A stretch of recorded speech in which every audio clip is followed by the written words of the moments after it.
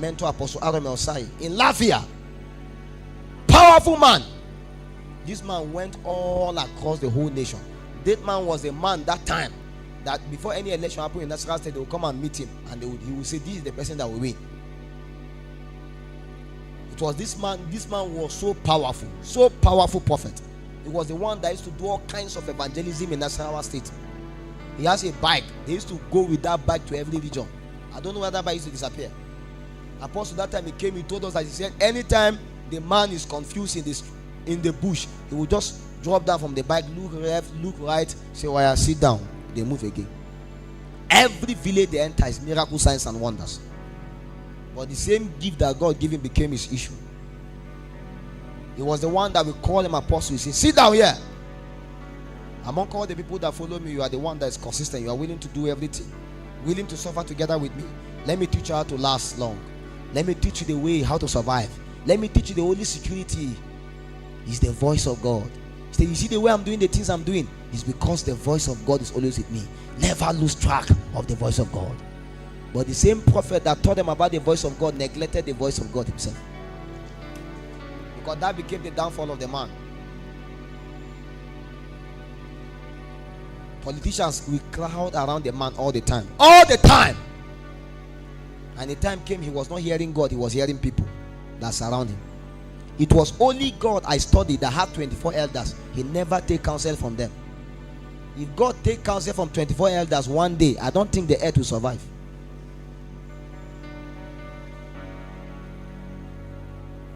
There are people that God will put around you. It's not everything they tell you accept. I have lost people, I have lost money, heavy money, my assistant, because of people. Because I check and I heard the voice of God again. Say, not like this. It's painful, but I know that after a while there will be a problem here. I just know. I don't know how, but I just know.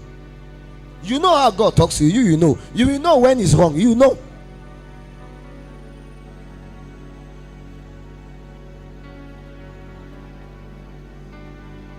This man went all around the world. In fact, he was in Nigeria. He saw a vision of the election in, is it Congo? And he spoke about it. The president of Congo called him. They sent a private jet. They came and carried the man, and they took him to Congo, used red carpet and welcomed him. After they welcomed this man, they took him to their presidential house. He sat there, telling them the further things that will happen in the country. They were unfolding. Say, the prophet of Africa has come. And after a while, every nation began to hear. This is the man that, of course, speak about. Then the president of Kenya called him also. They now still, of course, take him again to Kenya. He spoke about the things that it's a gift, it will work. And that was how he now went to South Africa again. That is trip. Took him to South Africa. In South Africa, he was in a meeting. I began to prophesy. And a man, a multi-millionaire, I think he had a contract of about 100 million, and they have not released the money. And look upon him, he said, "There is a money you are expecting. It's about 100 something million. They will pay you this money in some few days." The man said, "No, Abba, I've been waiting for this money for." So he said, "I'm still in your country. My visa will stay till 1 week. If they don't pay you, come and arrest me." After that conference, like 2 days, they pay him the 100 million. That's how the man carried $1 million and gave the prophet from Lafia. $1 million entered the man's account. Confusion entered. Money began to lead him. His gift was nowhere to be found. Do you know what $1 million? You don't know the power of money. You don't. Many of you are humble because of certain level of poverty. Humble people. Rich wealth makes you proud. A true humble man is a man that is blessed of God and is still humble. $1 million hid. It was from that $1 million when that man came to Lafia. He was the man that told her that God said he should come and take over Lafia. Even before our daddy Billy Akani came in, because it was them that the Billy Akani that filled us with the Holy Ghost that time, around 2008-9. Because this story is around 2009. But this man, as I'm telling you the truth, he was supposed to be part of the prophetic and apostolic people that we mentor people in Lafayette. But all what we had was Peace House, because it was only that the Billy Akani that felt he should extend his discipleship program to our regions. And those men that had resources, he did not remain stable in Lafayette again.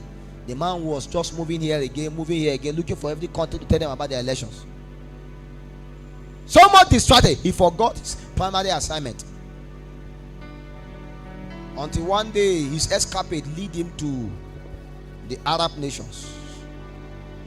Because he prophesied to one president. The president had an advantage. Something happened to him and he gave him a gold mine.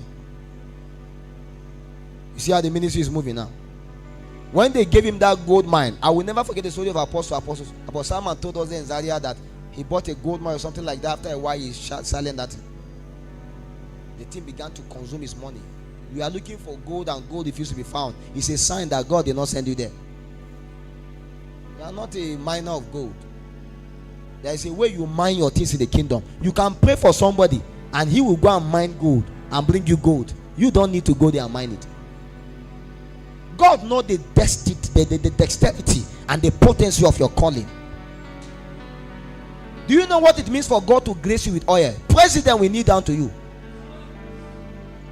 When God gives you a calling and put something on your head, whether it's only singing, there is nobody in any secular society that cannot bow. Somebody multi-millionaire, billionaire look upon a prophet and bow.